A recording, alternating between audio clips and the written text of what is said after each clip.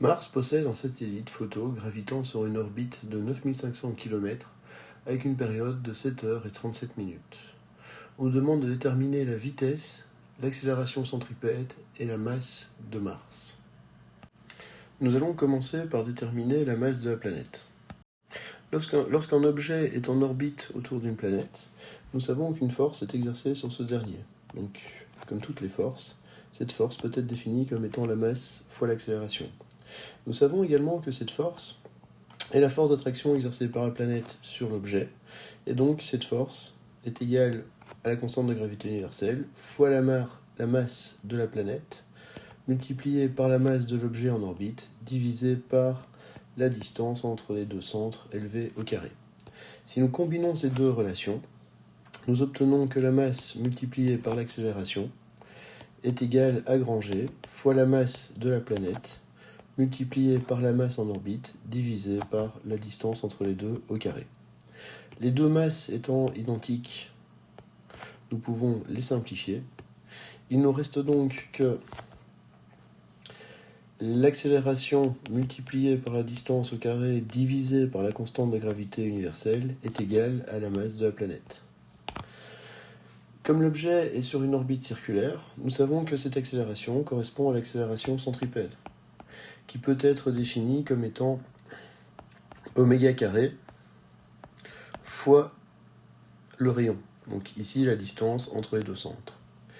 Et nous savons également qu'oméga est égal à 2π sur la période. Donc, notre expression suivante peut être transformée de la manière suivante. L'accélération étant oméga carré fois la distance, et donc il nous reste distance au carré sur la gravité est égale à la masse de la planète.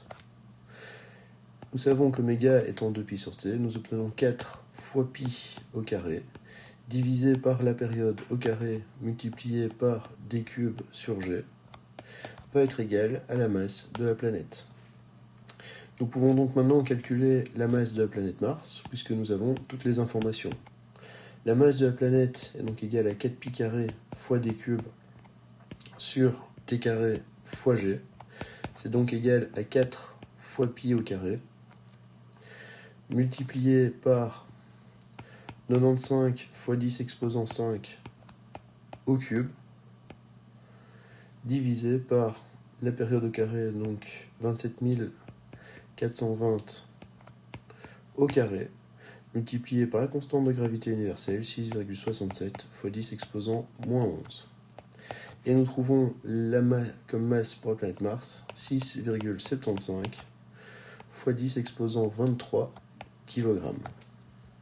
Pour déterminer la vitesse du satellite, revenons sur l'expression suivante. Alors, l'accélération centripète peut être définie comme étant oméga carré fois la distance.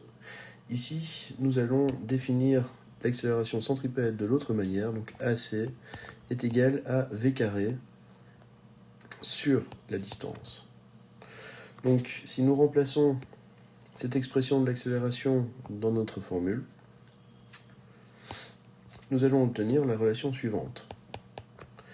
V carré sur D fois D carré sur G est égal à la masse de la planète. Si nous isolons la vitesse dans cette expression, nous obtenons la relation V est égale à racine carrée de G fois la masse de la planète divisé par la distance. Et nous pouvons calculer la vitesse du satellite qui est de 2177 mètres par seconde. Pour finir, pour déterminer l'accélération centripète, nous allons réutiliser la relation v carré sur la distance. Donc, comme nous connaissons la vitesse ainsi que la distance, nous trouvons l'accélération qui vaut 0,5 mètres par seconde au carré.